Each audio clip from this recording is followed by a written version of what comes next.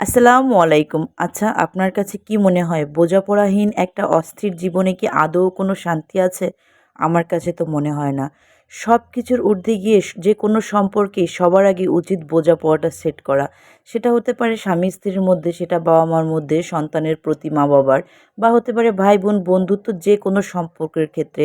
যখন আপনি সামনের মানুষটাকে বুঝতে শুরু করবেন, তখন দেখবেন আপনাদের সম্পর্কটা অন্য একটা উচ্চতায় চলে গিয়েছে। আমরা যখন সামনের মানুষটার কথা, সামনের মানুষটার চাহিদা, সামনের মানুষটার ভালোবাসা, তার রাগ, তার অভিমান, তার দুঃখ, তার কষ্ট সবকিছু বুঝতে শুরু করি, তখন কিন্তু সেই মানুষটার পর থেকে আমাদের ক্ষোভগুলা কমে আসে, আমাদের অভিযোগগুলা কমে আসে। আমরা কিন্তু তখন নিজেরাই বুঝে যাই যে তার সাথে কিভাবে চলতে হবে।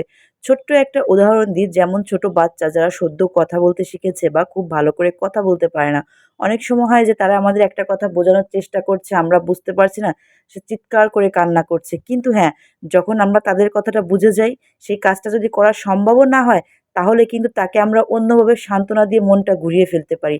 ঠিক এমনটা কিন্তু বড়দের বেলায়ও হয়। যখন আমরা সামনের মানুষটার প্রতিটা কথা বুঝতে শিখব, তখন হয়তো সমস্ত কথা তার মন মতো করতে না পারলেও তাকে ঠিকই বোঝাতে সক্ষম হব যে কোনটা সঠিক, কোনটা ভুল, এবং সেইভাবেই আমরা এগোতে পারবো। আর এই বোঝার ক্ষেত্রে সবথেকে বেশি কোনটা কাজে দেয় জানেন? আপনার ধৈর্য, আপনার পরিশ্রম। আপনি যদি একটা সম্পর্কে ধৈর্য ধারণ করেন, আপনি যদি একটা সম্পর্কে পরিশ্রম করেন, তো দেখবেন দিন, দিন আপনার সেই সম্পর্কের উন্নতি হতে বাধ্যই। ধৈর্য ধারণ করা আর যত্ন নেয়া এমন একটা জিনিস যেটা আপনি কোনো জীব নয়, কোনো জড় বস্তুর উপরেও আপনি প্রয়োগ করে দেখতে পারেন। হতে পারে আপনার ঘরের একটা চেয়ার আপনার খুব পছন্দের, সেটাকে আপনি রোজ ধোন, মোছেন, তাকে পরিষ্কার পরিচ্ছন্ন করে সুন্দর করে রাখার চেষ্টা করেন। এই যে আপনি তারপরে পরিশ্রম করেন, তারপরে ধৈর্য দিয়ে পরিষ্কার পরিচ্ছন্ন করেন, তার যত্ন নেন, এই জিনিসটা কিন্তু আপনাকে বছরের পর বছর আপনার সঙ্গে থেকে যাবে। অন্যান্য ফার্নিচার যদি আপনার 10 বছরে নষ্ট হয়ে যায়, এটা কিন্তু আপনাকে 12 বছর আপনার সঙ্গে থেকে যাবে। সত্যি কথা বলতে কি, সম্পর্কগুলাও কিন্তু একই রকম। আপনি যত যত্ন নিবেন, যত ধৈর্য ধরবেন, যত এটাকে পানি দিবেন, যত এটার নিচের আগাছা পরিষ্কার করবেন, দেখবেন এটা দিন, দিন তত বড় হচ্ছে, তত সুন্দর হচ্ছে, তত ডালপালা গজাচ্ছে, এবং সেই ডালপালাতে সুন্দর, সুন্দর ফুল এবং ফলের সৃষ্টি হচ্ছে। তো আল্লাহ তো বলেছেনই যে কোনো সম্পর্কে তুমি ধৈর্য দাও, তুমি সঠিক নিয়ত করো, তোমার কাজটি তুমি সঠিকভাবে করে দাও, বাকিটুকু ঠিক করার দায়িত্ব আল্লাহ নিয়ে নেবেন। আর কখনো নিয়ত খারাপ করবেন না। একটা বইতে পড়েছিলাম, আল্লাহ বলেন আল্লাহ তার বান্দার 70% কাজ এগিয়ে নিয়ে যান তার বান্দার নিয়তের উপরে। তাই নিয়ত কত বড় শক্তিশালী একটা জিনিস। সবসময় চেষ্টা করবেন নিজেকে ভালো রাখার, নিজের পরিবারকে ঠিক রাখার, যতটুকু পারেন সমাজের কাজে আসার। কিন্তু এমন কিছু করবেন না, এমন কোনো নিয়ত করবেন না যাতে দিন শেষে সবথেকে বেশি কষ্ট আপনারই পেতে হবে।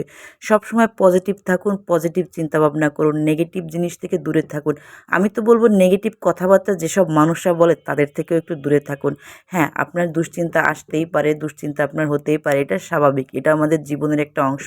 কিন্তু এটাকে কখনোই এতটা খারাপ পর্যায়ে নিয়ে যাওয়া উচিত নয় যে প্রতিটা বিষয়ে আপনি খারাপ কিছু ভাবতে শুরু করবেন, প্রতিটা বিষয়ে আপনি নেগেটিভ কিছু ভাবতে শুরু করবেন। একটা বিষয় মনে রাখবেন, যে কোনো বিষয়ের উপরে আপনি যদি পজিটিভ চিন্তা করেন, দেখবেন আপনার মনে কত বেশি শান্তি লাগছে। আর নেগেটিভ জিনিস আপনি চিন্তা করলে, সেটা হোক কোনো সম্পর্কের ক্ষেত্রে, কোনো জিনিসের ক্ষেত্রে, যে কোনো বিষয়ের ক্ষেত্রে, দেখবেন সেই জিনিসটা খারাপ হতে বাধ্যই। বেশিরভাগ ক্ষেত্রে সেটার ফল কিন্তু খারাপভাবেই আসে। তাই সবসময় পজিটিভ চিন্তাভাবনা করুন, ধৈর্য ধরুন, এবং আপনার সম্পর্কের উপরে আপনি খাটুন। আল্লাহ কখনো পরিশ্রম বৃথা যেতে দেন না। এমন না যে পরিশ্রম শুধু মাঠে গিয়ে কোদাল কোপালেই হয়, এটা কিন্তু না। প্রতিটা জিনিসের উপরেই আমাদের পরিশ্রম করতে হয়।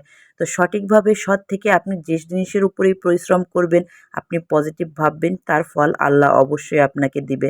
হয়তো আমার কথাগুলো আপনাদের ভালো নাও লাগতে পারে, হয়তো আমি গুছিয়ে আপনাদের বোঝাতে পারিনি আমার কথাগুলো। কিন্তু হয়তো কেউ আমার একটা কথাও যদি বুঝতে পারেন, একটা কথাও যদি আপনাদের অন্তরে ছুঁয়ে থাকে, অবশ্যই এটার উপরে আমল করার চেষ্টা করবেন। দিন শেষে ভালো আপনারই হবে। তো আজকের মতো এখানেই বিদায় নিচ্ছি। ভালো থাকেন সবাই, সুস্থ থাকেন। আল্লাহ হাফেজ।